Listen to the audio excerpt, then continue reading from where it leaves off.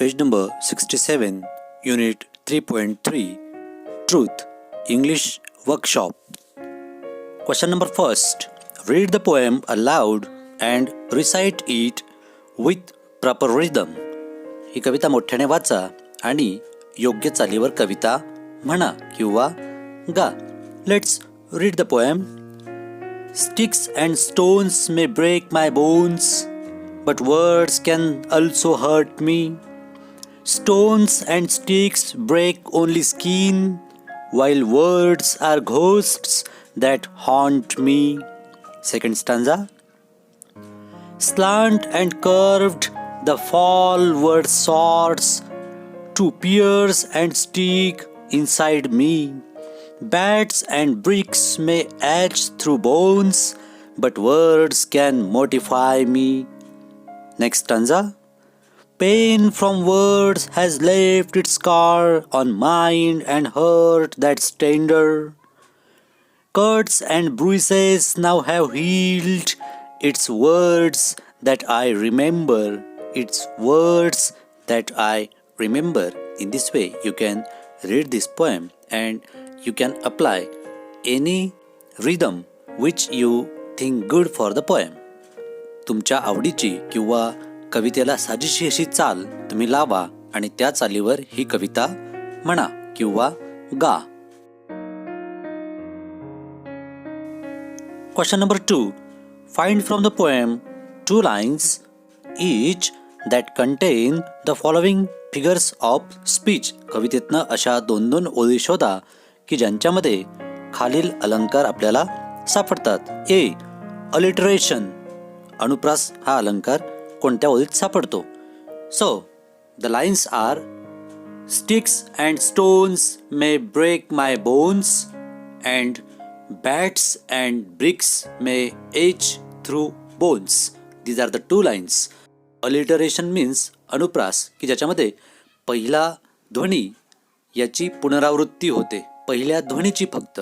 So in the first line sound s, sticks and stone in these words is repeated, and in second line sound b, bats and bricks. In these words sound b is repeated, so there is alliteration, figures of speech. And then b, repetition. Sticks and stones may break my bones, stones and sticks break only skins. Now there is a little difference between alliteration and repetition. थोडासा फरक आहे. अलिटरेशनमध्ये फक्त पहिला ध्वनी repeat होतो, तर रिपिटेशनमध्ये पूर्ण शब्द किंवा एकापेक्षा जास्त शब्द किंवा संपूर्ण ओळ रिपीट होते. So in second example that is of repetition, sticks and stones and break, these 3 words are repeated. So in these lines there is the figure of speech repetition. म्हणून या ठिकाणी हे 3 शब्द पुन्हा पुन्हा आलेले आहेत, म्हणून या ठिकाणी अलंकार होतो पुनरावृत्ती. अलिटरेशन मीन्स अनुप्रास अँड रिपिटेशन म्हणजे पुनरावृत्ती अलंकार. दोघांमधला फरकही आपल्याला कळाला असेलच. अनुप्रासमध्ये फक्त पहिला ध्वनी रिपीट होतो, तर रिपिटेशनमध्ये पूर्ण शब्द किंवा वाक्प्रचार किंवा संपूर्ण ओळ रिपीट होते. हे विद्यार्थ्यांनी लक्षात ठेवायचं आहे. Question 3. A. Pick out from the poem the synonyms of. Synonym means similar words. समानार्थी शब्द. खालील शब्दांचे कवितेतून समानार्थी शब्द शोधा. First, injury. The similar word or synonym is bruise. Then, second, delicate. The similar word is tender. Third, edge. Similar word is hurt. Fourth, embarrass. Similar word is mortify. And last one, fifth, cured. Similar word is healed. Then question 3b. Pick out from the poem the antonyms of. Antonym means opposite words. विरुद्धार्थी शब्द. खालील शब्दांचे कवितेतून विरुद्धार्थी शब्द शोधा. First, forget. Opposite is remember. Second, flat or straight. Opposite is curved. Third, make. Opposite is break. Fourth, rise. Opposite is fall. And fifth, outside. Its opposite is inside. In this way, we can find the words from the poem which are opposites of given words. Question number 4. In your own words, with the help of the poem, write them in your notebook. कवितेच्या साहाय्याने खालील प्रश्नांची तुमच्या शब्दात उत्तरे लिहा आणि ती वहीमध्ये लिहायची आहेत. First A. What objects can cause injury to your body. म्हणजे कुठल्या कुठल्या अशी वस्तू आहेत किंवा साधनं आहेत की ज्याच्यामुळे तुमच्या शरीराला इजा होऊ शकते असं कवितेत आलेलं आहे. And the objects are sticks and stones and bats and bricks. These are the objects which can cause injury to our body. Question B. How do harsh and bitter words hurt the poet? कठोर आणि कटू शब्द कवीला कशा पद्धतीने दुखावतात? The answer is harsh and bitter words directly attack on the heart and mind. They are swords. They pierce the heart and mortify the poet. जे कठोर शब्द आहेत, कठोर आणि कटू शब्द हे थेट हृदयावर आणि मनावर आघात करतात. ते तलवारीप्रमाणे तीक्ष्ण असतात की जे हृदयाचे तुकडे तुकडे करतात आणि या शब्दांमुळे कवीला लज्जास्पद वाटते. In this way the words, the harsh and bitter words hurt the poet. Question C. What can heal faster. काय लवकरात लवकर बरं होतं? Body or the mind and heart. Explain your answer. It means शारीरिक जखमा लवकर बऱ्या होतात की मानसिक जखमा लवकर बऱ्या होतात? तुमचं उत्तर विस्तृतपणे सांगा. So according to me, body pains are healed or cured faster. There are medicines to cure it. But mind and heart pains are not cured easily. They take long time to cure. माझ्या मते शारीरिक इजा लवकर भरून निघतात. त्यांच्यासाठी औषधोपचार देखील आहे. परंतु मानसिक जखमा मात्र त्या तुलनेत लवकर बऱ्या होत नाहीत. त्यासाठी औषधोपचार पण नाही. त्यांना बरं होण्यासाठी वेळ लागतो. Question D. Why are harsh words called ghosts? कठोर शब्दांना भूत असं का संबोधलं आहे? The answer is words are called ghosts because like the ghosts they do not exist physically but they do affect on mind and heart and they haunt the poet. शब्दांना भूत असं संबोधलं आहे कारण ते भूतांप्रमाणेच दिसत नाहीत, समोर येत नाहीत, परंतु त्यांचा परिणाम मात्र होतो आणि ते कवीला पछाडतात. म्हणून कवी शब्दांना भूत असं संबोधतात. Question E. What does the poet want you to keep in mind when you speak. तुम्ही बोलत असाल त्यावेळेला तुम्ही कुठली गोष्ट लक्षात ठेवली पाहिजे असं कवीला वाटतं? And the answer is while speaking the poet wants us to keep in mind that the harsh words are dangerous than the weapons. They left their impression on heart and mind for a long time. So we should use tender and gentle words. We should think many times before using the harsh and bitter words. कवीला असं अपेक्षित आहे की आपण बोलताना सभ्य आणि प्रेमळ शब्दांचा वापर करावा. कठोर आणि कटू शब्द वापरण्यापूर्वी अनेक वेळा विचार करावा कारण ते तीक्ष्ण हत्यारापेक्षा पण घातक आहेत. शब्दांच्या जखमा मनावर खोलवर होतात आणि त्याचा परिणाम बऱ्याच कालावधीकरता मनावर आणि हृदयावर राहतो. म्हणून शब्द वापरताना जपून वापरावेत असं कवीला सांगायचं आहे किंवा सूचित करायचं आहे. And this is the ultimate truth. That's why the poet given the title to this poem as truth. आणि हेच अंतिम सत्य आहे. आणि म्हणूनच की काय, कदाचित कवीने या कवितेचं शीर्षक ट्रूथ म्हणजेच सत्य असं दिलं असावं. Question number 5. Find the rhyme scheme of the stanza number 2 and 3. One is done for you.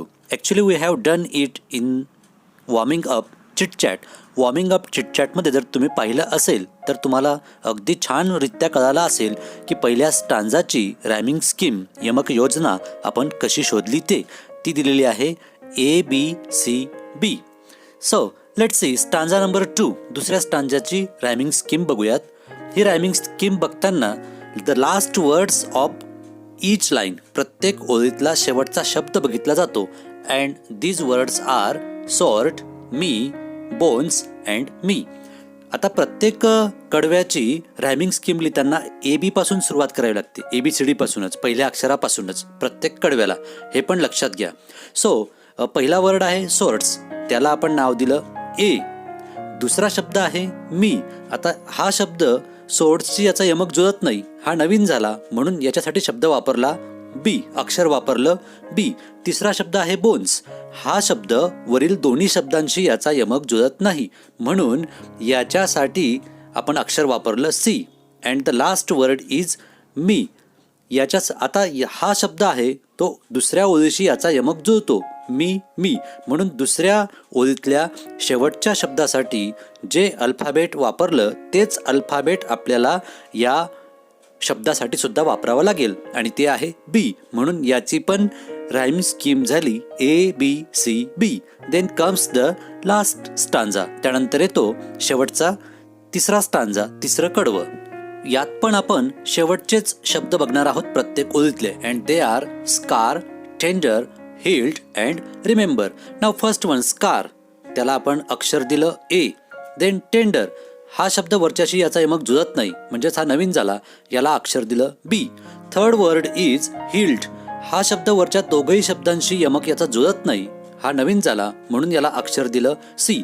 And last one is remember, हा रिमेंबर जो शब्द आहे हा 2 नंबरच्या शब्दाशी टेंडर, रिमेंबर या दोघा शब्दांचा यमक जुळतो म्हणून वरील तिघांपैकी 2 नंबरच्या शब्दाशी याचा यमक जुळतो म्हणून याला आपण अक्षर दिलं B. आणि रायमिंग स्कीम झाली ABCB. Question number 6. Just as words can hurt and leave a scar on the mind and heart, words can also heal a person in distress. ज्याप्रमाणे शब्द मन दुखवू शकतात, मनावर आघात करू शकतात, मनावर आपल्या खुणा उमटवू शकतात, त्याप्रमाणे एखाद्या दुःखी माणसाला शब्द किंवा शब्दांचा आधार बरेही करू शकतो.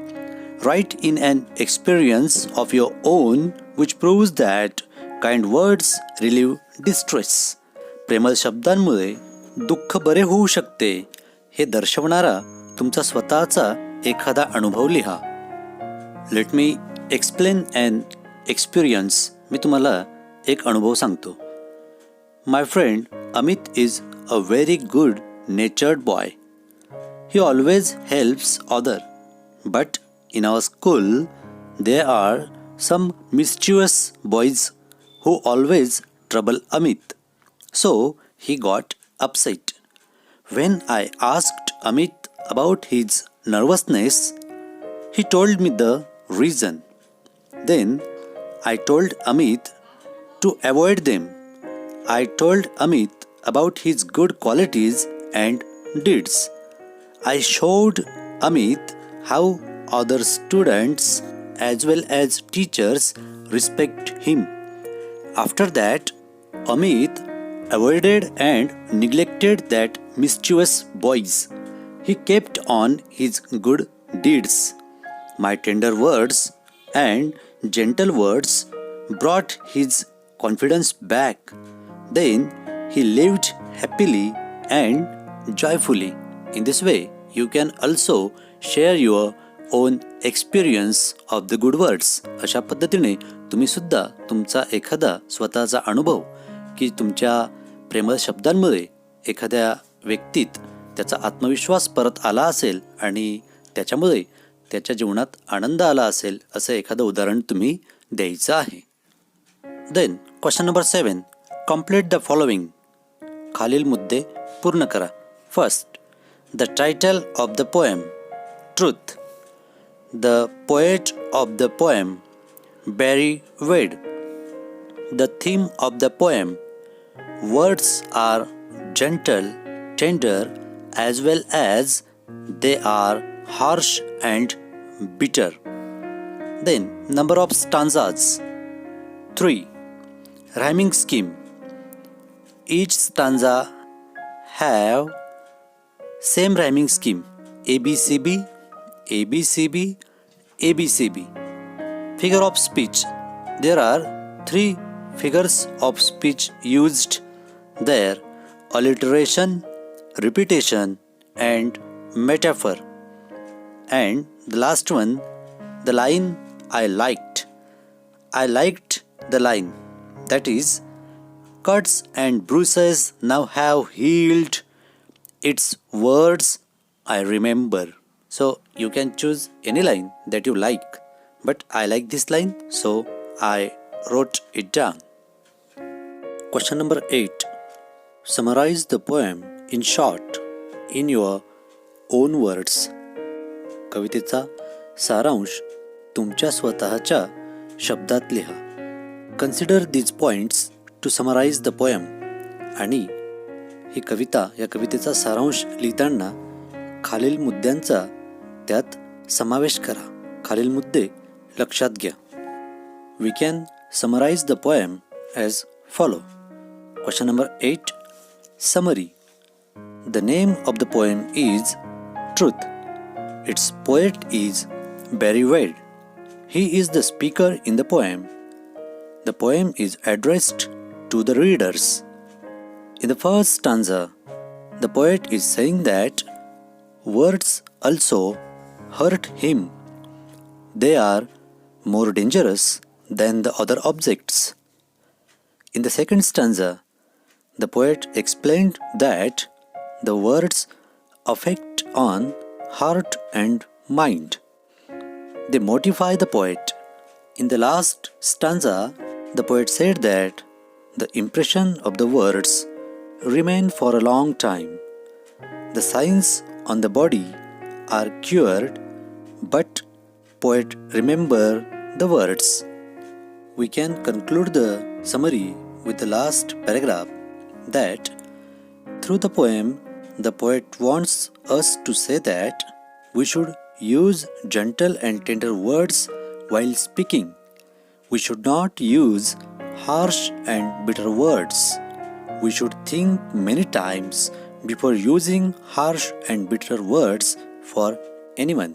In this way, we can write the summary.